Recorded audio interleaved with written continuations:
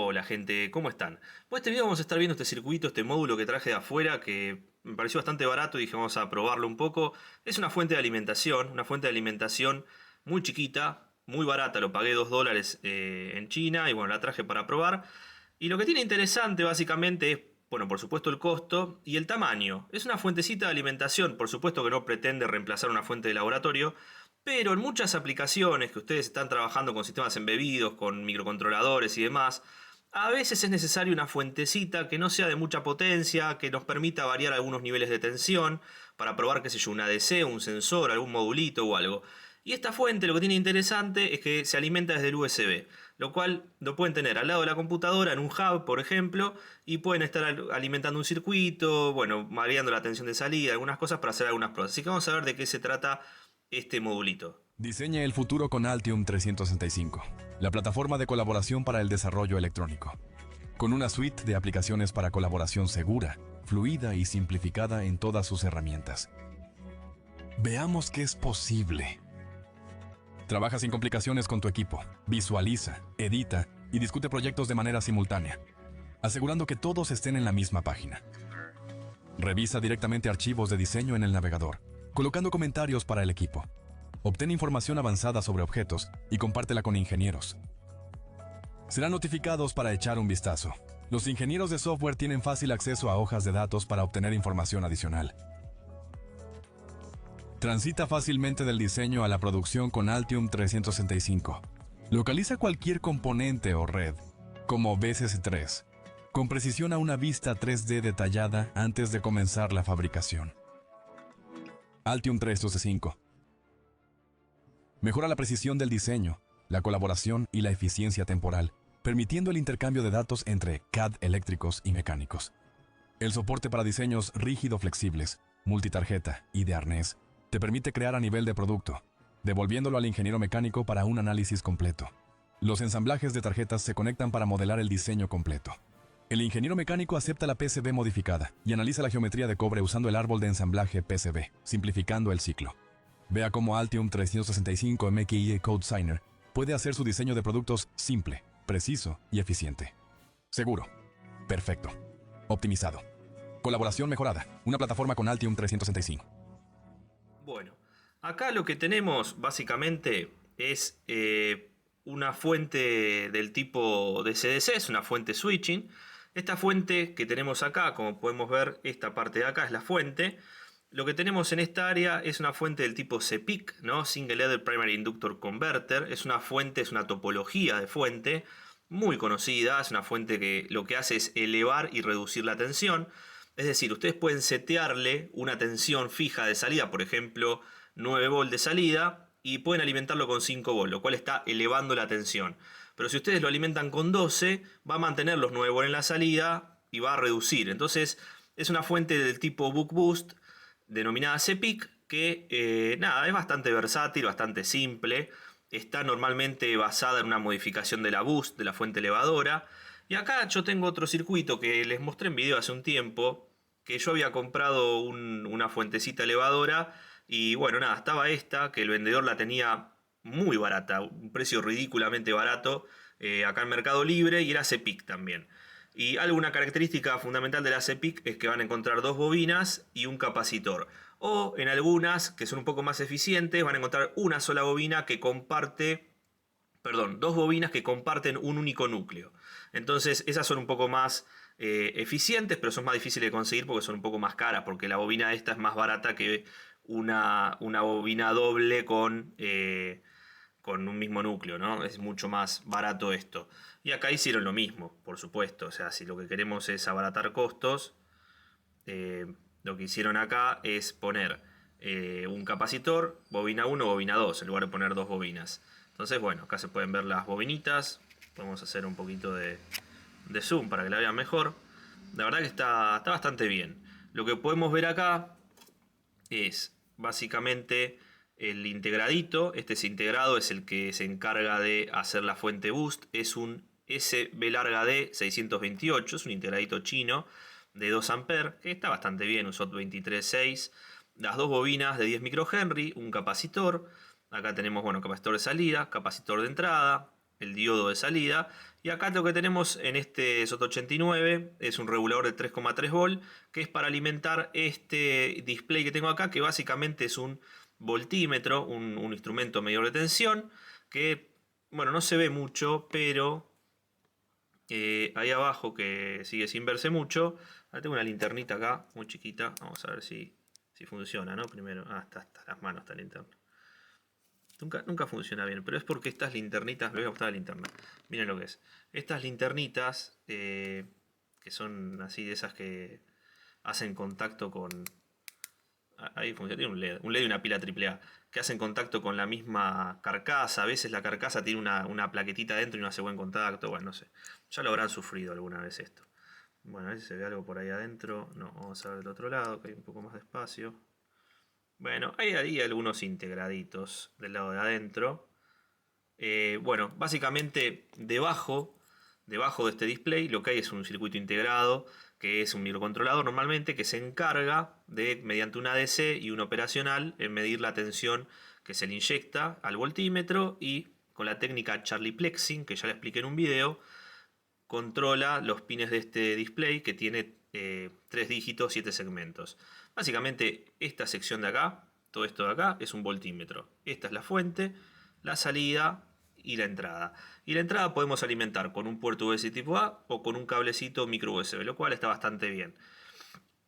Le agregaron acá un potenciómetro que en realidad es un preset multivuelta con el eje, ¿no? Para poder tocarlo, porque si no hay que andar con un destornillador, que está bastante bien también, no vamos a andar siendo complicados.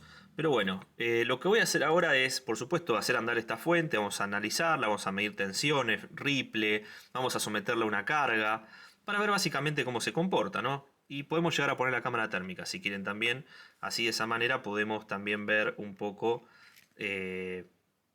si levanta temperatura, si se puede usar o no. Me interesa mucho el tema del ripple, porque esto si ustedes lo enchufan a la PC, viene del USB, después genera un poquito de ruido acá, porque la fuente switching va a generar un poco de ruido. Es una fuente que funciona en 1 MHz, lo cual 1 MHz tranquilamente podría tener un poco de ruido de alta frecuencia, ¿no? Entonces, nada, está bueno verlo. Así que lo primero que vamos a hacer es enchufarla. Podemos enchufarla por acá o por un micro USB. Yo voy a usar micro USB porque me parece cómodo el micro USB, la verdad. Y aparte, bueno, si tienen un hub, por ejemplo, de computadora, pueden enchufar esto en el hub así y ya está. Pero bueno, también va a haber casos donde lo van a querer enchufar al micro USB. Así que voy a prender un poco la fuente.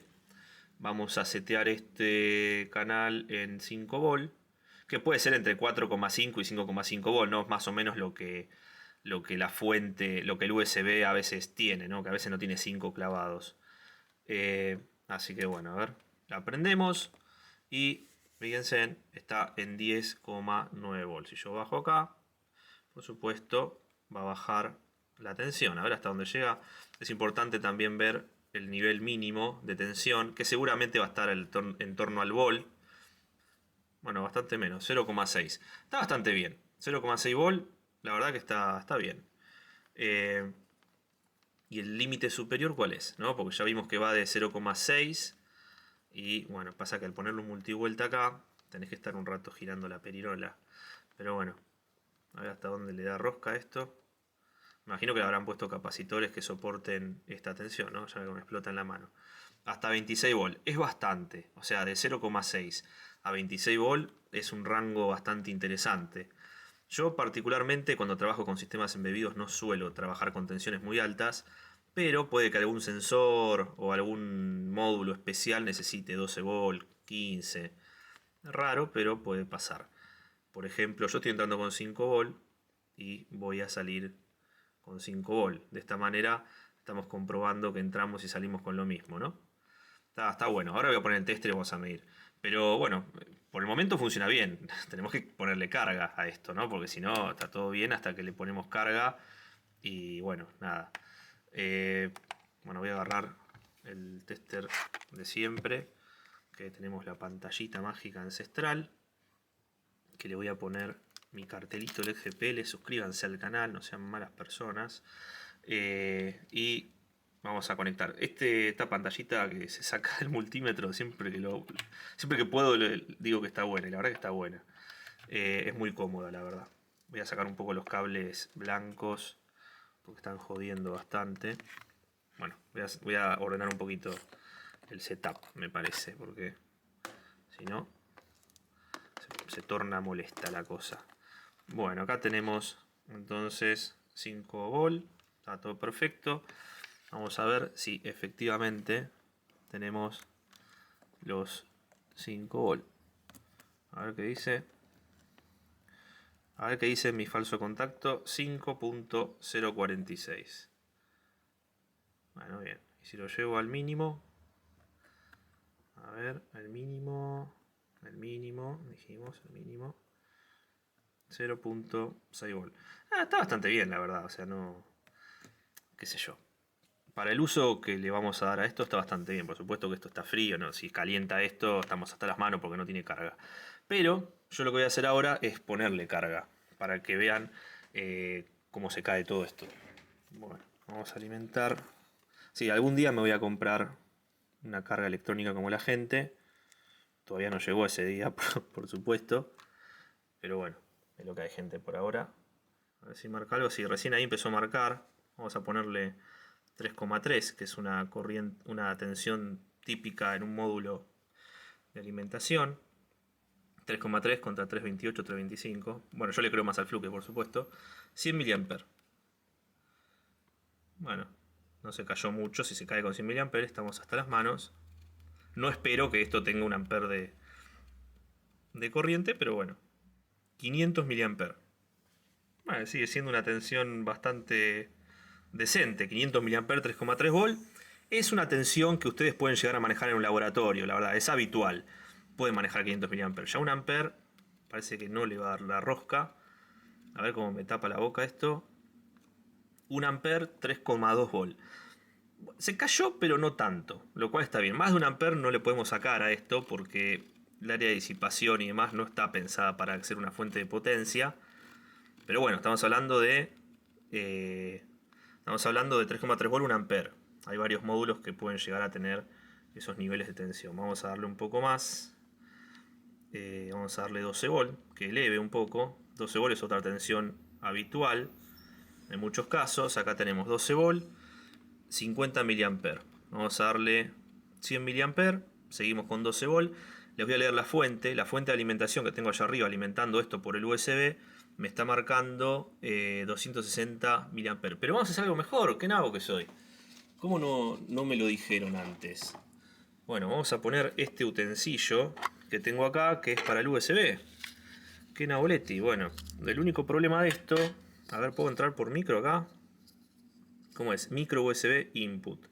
Perfecto. Así que vamos a hacer un enroque acá. Vamos a conectar esto a la salida. Y supongo que esto es alimentación. A ver qué pasa. Voy a apagar el consumo. ¿Qué hace? A ver. Finirse. 5 volt. No lo están viendo en la cámara porque está fuera del macro. Bueno, ahí está. Voy a tener con la mano, no pasa nada. Necesitaría un robot de esos que pinchan la placa, pero bueno, no tengo. Voy a tener que comprar. Bueno, y esto es lo que yo les quería mostrar. Fíjense en cómo tenemos 100 mA en 12 volt, pero en 5 volt tenemos 280 mA. ¿No? Sigue manteniendo, yo le sigo creyendo al fluke, siempre crean al fluke, que de lo que tengo arriba de la mesa es lo más serio. Pero bueno, la corriente se puede ver como es bastante más alta, ¿no? Esto habla de la eficiencia también del dispositivo. Por supuesto que una fuente CPIC no es la fuente más, no es la topología más eficiente del mundo, pero bueno. Y acá está sacándole, fíjense, para 300 mA en 12 volt le está sacando un ampere de fuente de alimentación. Si yo quiero más, ponerle 500 mA, que es un valor habitual. Y acá la cosa se cayó. Estamos hablando de 10 volt. Vamos a ver en qué punto no se cae. Yo puse 12 volt. Y en 350 mA más o menos estamos bien. Y si yo lo bajo a 10, ¿por qué lo estoy bajando a 10? Para hacer números más lindos para el cálculo matemático ancestral. Tengo 10 volt. Fíjense en que si yo subo la corriente 400 mA, sigo con 10 volt. A ver. Y ahí ya empieza a caer. No mucho. Bueno, ahí sí, 9,5. 400 mA, vamos a suponer. O sea, tenemos 400 mA y 10 volt, ¿no? Eso es la ¿cómo se llama? es la potencia que nos está entregando ahora, que son 4 watts. Y acá fíjense en que nos está marcando 5 watts. O sea que ahí ya tenemos un watt de diferencia de lo que es la eficiencia de la fuente. Para que tengan una idea, después cuando calculen qué porcentaje de eficiencia tiene la fuente, bueno, 5 watts de entrada contra 4 watts de salida. Y ahí tenemos un poco de estos números. Podemos darle más roca. Pasa que para mantener 4 watts de salida, si yo ahora pongo 20 volt, tendría que ponerle 200 mA para que mantenga, ¿no?, el valor. Yo lo seteé en 200 mA y yo ahora tendría que poder ponerle 20 volt y me los debería mostrar sin caerse porque seguimos manteniendo 4 watts de potencia. Y efectivamente las matemáticas no fallan. 200 mA, 20 volt, está perfecto. Si subo la corriente debería empezar a caer como caía antes. Bien, entonces estamos hablando de más o menos 4 watts de salida que tiene. Los 4 watts de salida, de vuelta, si lo llevo a 5 volt, que es un valor normal, ¿no? Si lo llevo a 5 volt debería sacarle... ¿Cuánto debería sacarle si lo llevo a 5 volt? A ver, uy, me pasé. A ver hasta cuánto llega el 5. Ah, pone 5. 5. ¿Cuánto le puedo sacar? Vamos a ir al ampere ahora. Un ampere. Debería ser un poco menos de un ampere, ¿no? 800 mA por ahí. Porque un ampere en 5 volts son 5 watts y esto soporta 4. O sea que ya me pasé, fíjense. Correcto, efectivamente. A ver, vamos a llevarlo a 5 volts, como lo teníamos seteado. ¿No? 700 mA. Yo le creo al fluke, porque este de acá ya me está marcando cualquier cosa. Pero bueno, 600 mA. Qué sé yo. 500 mA. Está más o menos, está bien, está soportable. Digamos, se soporta, se aguanta. Así que bueno, voy a bajar un poco acá la corriente. Vamos a ponerle 400 mA. Vamos a llevarlo a 10 volt. Tendría que poner la cámara térmica para ver efectivamente qué es lo que está pasando. Voy a dejar un ratito ahí para que se caliente mientras agarro la cámara térmica. Pero fíjense en que está bastante bien, la verdad. O sea, a ver, está bastante bien. No está pensado para que lo usen como una fuente de laboratorio, qué sé yo, alimentando algo, una carga muy potente y demás. Pero bueno, después la prueba que vamos a hacer es con él, así tal cual como está ahora, pero voy a cambiar el fluke por el osciloscopio. Y de esa manera podemos, de alguna forma, podemos ver también lo que es el ripple con potencia, ¿no?, que es lo importante. Bueno, yo ahora estoy acá. Ahí está. Podemos ver 87 grados Celsius el integrado. Bueno, es como mucho eso. No me gusta. Está bien que es un SOT. Está bien que es un SOT 23, lo cual el área de disipación es la nada misma. Pero 88 grados me parece mucho, la verdad. 88 grados es mucho. Así que vamos a bajar un poco. Vamos a bajarle un poco la potencia a la cosa, porque lo vamos a rostizar y no queremos. Lo voy a apagar un poco ya que se enfríe. Pero bueno, nada, 86 grados es mucho. De hecho, está caliente el PCB ahí. No tanto porque debería disipar, pero se nota que el calor que emana. Vamos a poner un osciloscopio y vamos a ver un poco el nivel de ripple que tiene esto, porque es importante también ver el nivel de ripple, sobre todo con carga. Así que vamos a poner un poco el osciloscopio. Espérenme un segundo que armo todo el setup con el osciloscopio. Y después vamos a ir un poco al pizarrón para ver los cálculos de la CPIC, de esta fuente CPIC que tengo acá, no de una genérica. Y después vamos a ir a la PC, les voy a mostrar el circuito porque bajé el circuito del PCB al Altium para que ustedes lo vean en el Altium. Por lo menos vean el circuito que hay acá, si tienen una idea de cómo está conformado, los valores. Y bueno, lo dejo en la descripción para el que quiera montar su propia fuente de laboratorio, que por supuesto esto se podría hacer 1000 veces mejor, 1000 veces más lindo, y podrían tener una pequeña fuente de laboratorio muy pequeña y muy resumida para la PC, para tenerla ahí al lado, que sea chiquita y demás. Pero bueno, voy a poner el osciloscopio. Bueno, acá estamos con el osciloscopio. Lo que hicimos fue, bueno, ponerle, por supuesto, la conexión de sonda para reducir los loops de GND por el tema de la medición de ripple, limitación de canal de ancho de banda a 20 MHz. Bueno, nada, no hay mucho más. Vamos a poner acá. Esta es la fuente de alimentación. Como ven, tiene de base unos 60 milivolt de ruido. Ahora voy a prender la carga y la cosa aumenta acá. Podemos ver 160, 50 mA, 100 mA. Vamos a darle 200 mA. Y ya con 200 mA estamos hablando de 230 milivolt de ruido. O sea, estamos hablando de un ruido importante. Igual estamos hablando en pico a pico. Normalmente cuando hacemos las mediciones tenemos que poner la tensión. ¿Dónde está? RMS. Acá. Son unos 30 y 40 milivolt RMS. Es lo que estamos teniendo de ruido. Así que bueno, acá tenemos todas las mediciones. 200 mA. Por ejemplo, en 10 volt. 300 mA. Bueno, por supuesto que va a subir. Ahora, ¿qué pasa si nosotros ponemos una tensión menor? Por ejemplo, vamos a darle, no sé, 5 volt, que es algo normal. Podríamos querer 5 volt. 5 volt 400 mA. No me parece nada raro. Tenemos 260 milivolt pico a pico, 40 milivolt RMS. Si queremos reducir a 3,3 volt, ¿no? Bajamos a 3,3 y tenemos también el mismo nivel de ruido porque básicamente es intrínseco a la fuente. Pero bueno, nada, a esta prueba había que hacerla porque básicamente es una fuente switching, sabemos que va a tener ruido, es una fuente CPIC, sabemos que va a tener más ruido que otras. Y por supuesto que es algo que está trabajando medio al límite, 88 grados en integrado, es como que estamos un poco cagando a palos, entonces no está trabajando en su mejor estado, ¿no? Por supuesto que si bajo la corriente trabaja menos estresado el circuito integrado, ¿no? Si ponemos 100 mA, acá tenemos 130 mV, cayó a la mitad el Ripple, por supuesto. Es una fuente que no está pensada para consumos elevados, básicamente para trabajar con 200 mA, 150, 300 mA en algunos casos, pero bueno, a la salida habría que agregarle filtros, hay que agregarle algún filtro de LC, por ejemplo, un filtro Pi o de 2 stage de filtro Pi, y ya con eso podríamos bajar un poco el Ripple.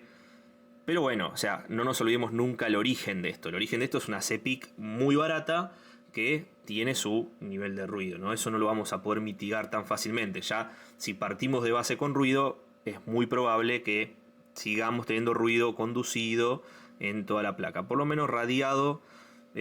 Podemos poner la punta. Vamos a poner un poco la punta de campo cercano, a ver qué tan radiado está el ruido. Solamente porque la tengo arriba de la mesa. Solo por eso dije, vamos a poner la punta. A ver. Bueno, aquí estamos en. Bueno, vamos a prender acá. Tuki. Y. Oh my god. Bueno, está bastante ruidosa la cosa. Miren el quilombo que hace esta fuente. Muy lindo. No sé a ustedes, pero a mí me encanta ver el quilombo que hace esto. Miren la frecuencia, quedó muchísimo más estable. Estamos en 1 MHz. Esta fuente en realidad es de 1.2 MHz. O sea, está bien que tenga ese ruido, pero es bastante ruidosa. La salida tenemos mucho menos. Por supuesto, la fuente es ruidosa. A veces uno no le da bola a estas cosas, pero uno no le da bola a esto, pero ¿saben qué pasa? Que a veces cuando uno diseña un circuito puede tener ruido radiado de la fuente que viaje de manera radiada hacia otros sectores del circuito que pueden generar ruido y algún problema. Por eso es importante muchas veces hacer un análisis de esto. Por supuesto que va a tener ruido. Hay una parte switching acá que está oscilando un MHz 1.1, 1.2 MHz, va a tener ruido, obvio. Le estoy pidiendo consumo, vamos a darle 300 mA para más placer. Bueno, se fue de escala esto. Fíjense, estoy en escala de 500 mV ahora. Muchísima cantidad de ruido. 2 volt me marca en la punta de campo cercano. Pero bueno, nada, era solamente para jugar un poco con ustedes y mostrarles.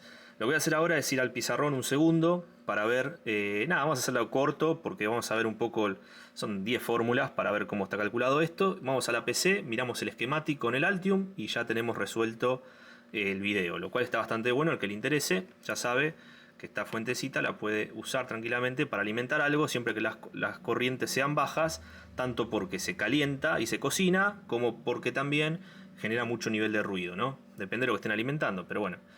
Así que bueno, vamos al pizarrón un segundo.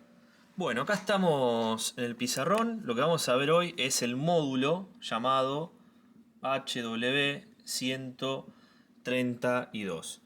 Este modulito básicamente es una fuente, ¿no? Vamos a poner fuente USB, que es del tipo CPIC, ¿no? Single Ended Primary Inductor Converter, que es la topología. ¿Cómo es la topología? Bueno, la topología, imaginemos una topología, vamos a empezar, imaginemos una topología boost. La boost la conocen todos, ¿no? La elevadora de tensión. ¿Cómo es? Una bobina, un transistor, un diodito y un capacitor.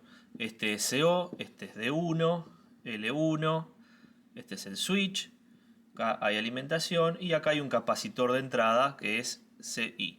Esta es la típica fuente boost donde en este punto normalmente tenemos una tensión mayor que la alimentación. Ahora bien, si yo modifico un poco este circuito para llevarlo a un terreno que a mí me interesa, podría ser esto, ¿no? La bobina que antes iba para arriba ahora va para el costado. Acá tengo otro capacitor, que es el que estaba antes, C input. Y acá tengo la BI y acá tengo la BO. Sigue siendo la misma fuente, solo que antes la bobina estaba para arriba, ahora está para el costado. Tengo una entrada, una salida, una elevación de tensión. Si yo corro esto para la derecha, por ejemplo, ¿no? Lo pongo acá, a esta altura, CO de 1, lo que me queda, bueno, es esto separado. Ahora bien, si yo acá en el medio le pongo un par de componentes más, por ejemplo, un capacitor y una bobina, bueno, lo que hicimos fue agregar estos dos componentes. Ahora tenemos L1, L2, CP. Lo que hicimos es agregarle estos componentes que nos van a servir para la acción de elevar y reducir tensión. O sea, para convertirla, lo que era boost, en una buck boost, ¿no? Eso es lo que nos va a permitir. ¿Cómo trabaja esto? Bueno, podemos definirlo con dos estados, por supuesto, switch en on o switch en off. Básicamente switch on es esto cerrado, switch off es esto abierto.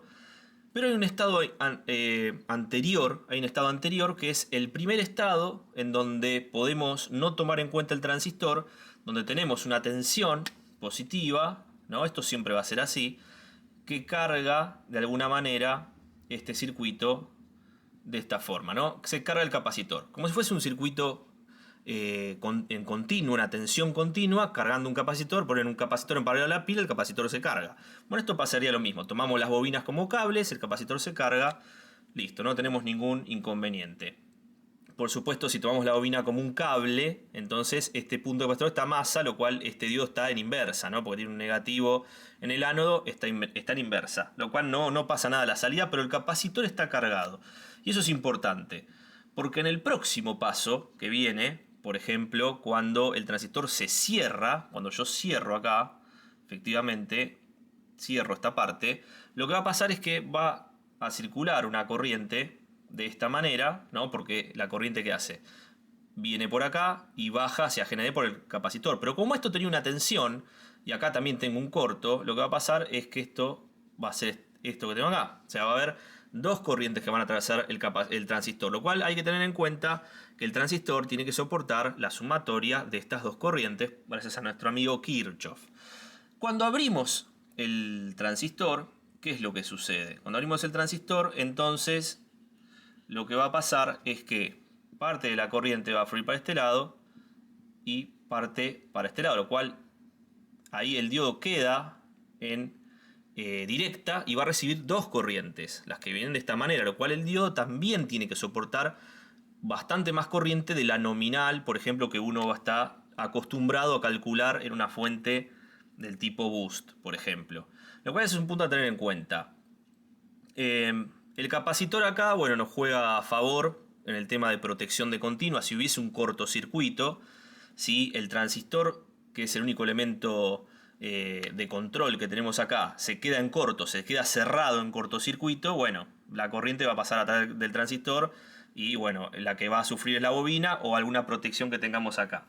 Si el transistor se abre porque se quema y se abre, a veces se abre el transistor cuando está quemado, va a pasar hasta el capacitor, la continua, y después el capacitor va a impedir que pase hacia el otro lado, lo cual es una especie de protección o de aislación para la parte de continua, si queremos verlo así. Entonces nada, esta es la fuente CEPIC, se las presento. Yo creo que ya había hecho un video de algo similar, pero bueno, nunca viene mal refrescar un poquito.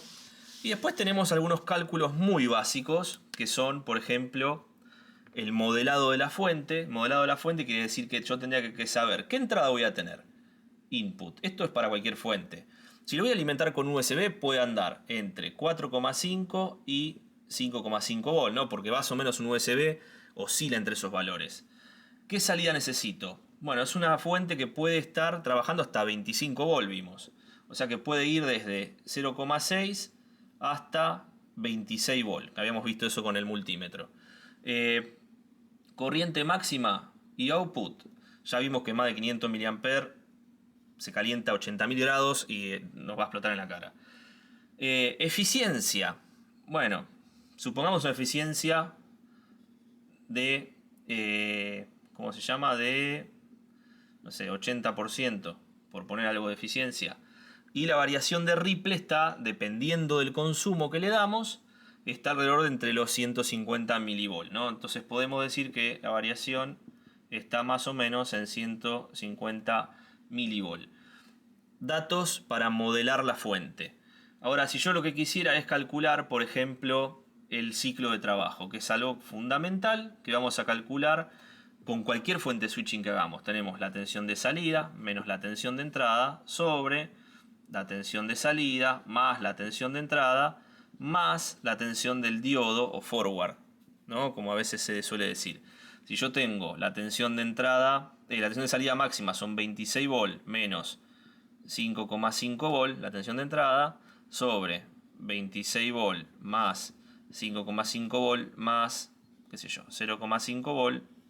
Voy a tener que agarrar la calculadora porque no hice este cálculo. Nos da algo así como un ciclo de trabajo 0,64.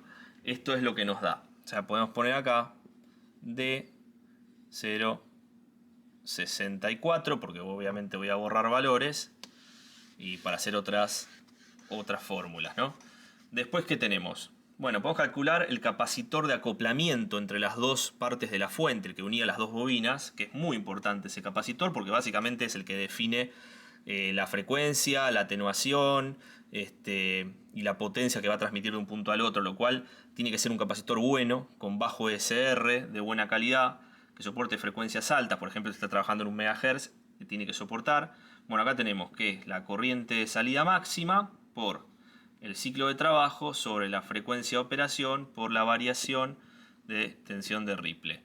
Entonces tenemos la corriente máxima 500 mA, ciclo de trabajo 0,64, la frecuencia teníamos 1,1 MHz aproximadamente y la variación 150 milivolt, ¿no? Datos que vimos también en el osciloscopio, ¿no? Porque si no, si yo hago este cálculo, 0,5 por 0,64 sobre 1.100.000 por 0,150.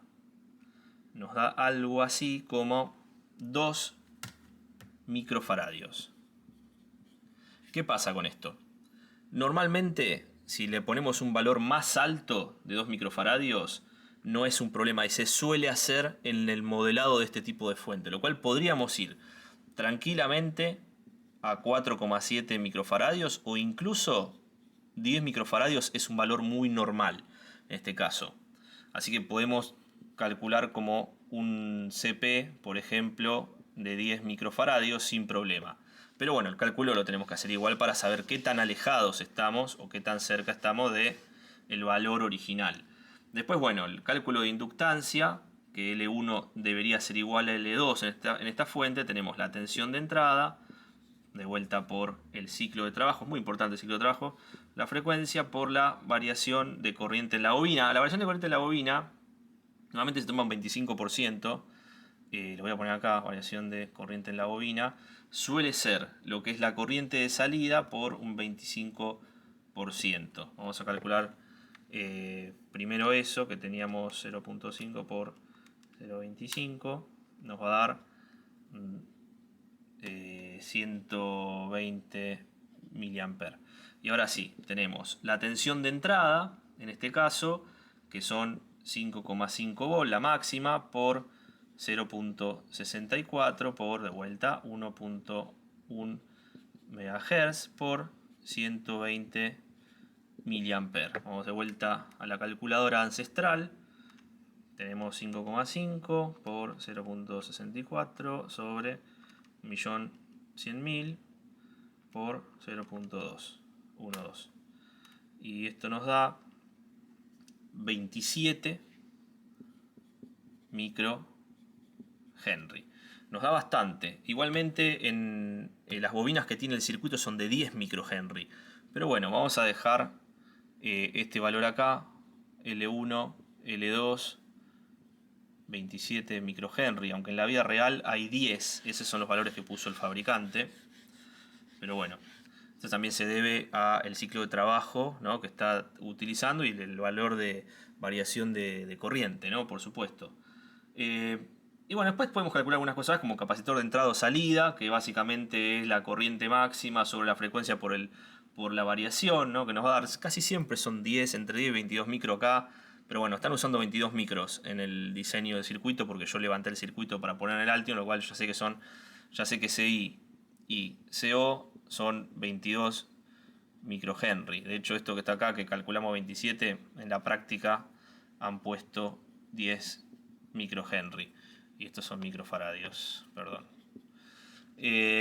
Bueno, podemos calcular el diodo, si quieren. ¿Por qué? Porque podemos sacar la corriente máxima de pico, que es la corriente de salida, más la variación de corriente en la bobina sobre 2. Eso nos va a dar algo así como...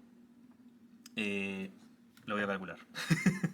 Pero bueno, si tenemos la corriente máxima que dijimos 0,5 más, y acá tenemos un cociente que es, dijimos 120 mA sobre 2, eso nos va a dar 560 mA, o sea, tenemos una corriente de 560 mA, que si ustedes recuerdan, esto hay que sobredimensionarlo un poco en esta topología, y yo pondría cosas que soporten más de 1 ampere.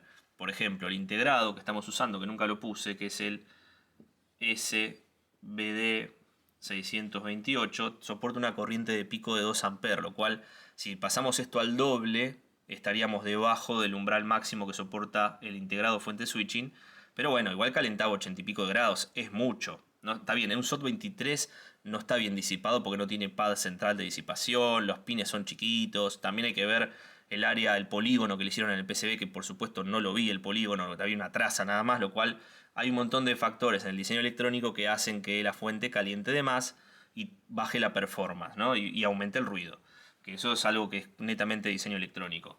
Y el diodo lo mismo, el diodo tiene que soportar el doble, lo cual ellos están usando un SS34, que estamos hablando de 3 amperes 40 volt, lo cual estamos sobrados. O sea, ellos pusieron un integrado de fuente y pusieron un diodo que está sobrado, igual que los capacitores están sobrados. O sea, trataron de redimensionar a valores normales. Lo que pasa que, bueno, el PCB también cumple. No es solamente el componente, el valor que le pongo al componente, también es el diseño electrónico. Si el diseño electrónico no acompaña y la fuente va a calentar, va a generar más ruido, va a bajar la performance en cuanto al consumo.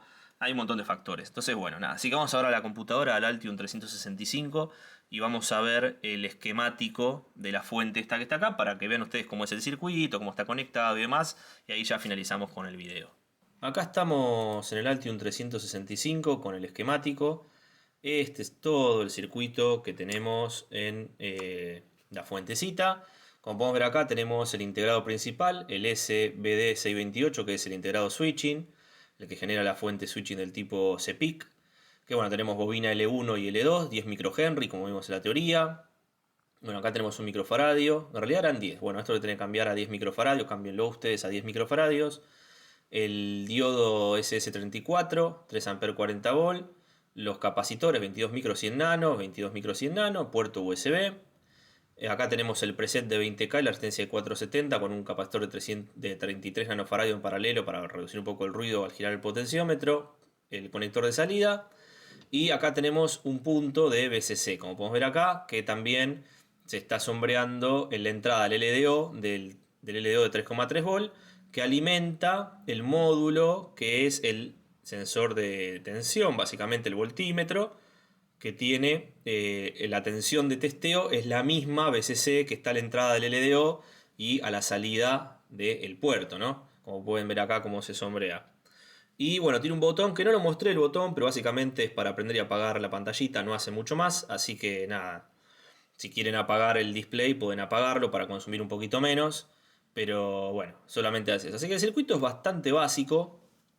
Yo le agregué también otra hoja donde está en este punto los cálculos que se hicieron en el pizarrón, que obviamente todo esto lo voy a dejar en la descripción, el PDF este lo voy a dejar en la descripción. Así que bueno, nada, es bastante sencillo, no tiene mucha magia, la verdad es una fuente de CPIC en base a un integrado booster, pero bueno, funciona bien, la verdad, o sea, no está tan mal. Depende siempre para qué la quieran usar, o sea, no hay fuentes malas, hay fuentes que depende del uso que le vayan a dar, depende de la carga, o sea, por supuesto que pueden tener una fuente muy mal diseñada, pero bueno, si después la van a usar para prender un LED, tal vez no jode, a eso voy. Pero bueno, esta fuente en este caso es una fuente que se está usando para proveer energía a algún circuito chiquito que no consuma mucho cerca de la PC, porque lo pueden enchufar al puerto USB o a un hub. Yo les recomendaría que la enchufen a un hub, porque los hub, si el hub USB es bueno, viene con protecciones, lo cual les diría que consigan un hub USB marca, por ejemplo, Anker o alguno de esos que vienen con protecciones y hacen un corto en el hub, no lo traspasa hacia la computadora, lo cual, sobre todo si está trabajando con una laptop, que muchas veces se joden los puertos y demás, está bueno que tengan un buen hub que tenga protecciones. Es solamente un pequeño tip que les doy, que yo suelo hacer mucho eso. Cuando trabajo con sistemas embebidos, con micros, con placa de desarrollo y qué sé yo, suelo tener un hub de la marca Anker que está muy bien, tiene muchas protecciones y filtros por todos los USB, que viene bien ante un cortocircuito, a veces están manipulando con los cables, qué sé yo, bueno. Nada, así que bueno, gente, espero que les haya servido el video, que hayan aprendido algo nuevo, que se hayan divertido un rato. Y que bueno, si tenían pensado comprar este módulo, porque lo venden acá también en Mercado Libre, tengan en cuenta los niveles de Ripple, la temperatura, las corrientes máximas que soporta, etc. Así que bueno, gente, no se olviden de suscribirse al canal, dejar su comentario, su like, eh, compartirlo si quieren. Así que nos vemos en un próximo video. Chao.